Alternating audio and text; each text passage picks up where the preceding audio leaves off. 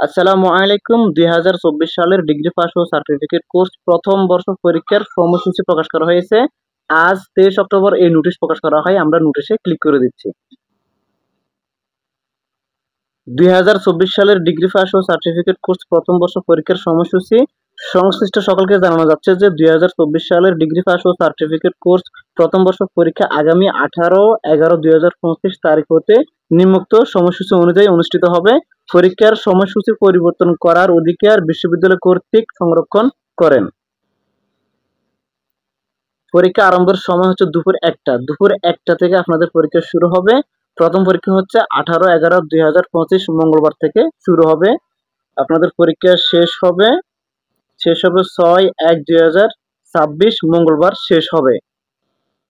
এই ছিল আমাদের আজকের এই ভিডিও। যদি আমাদের ভিডিওগুলো ভালো লাগে লাইক, কমেন্ট এবং আমাদের চ্যানেল সাবস্ক্রাইব করে আমাদের পাশে থাকবেন।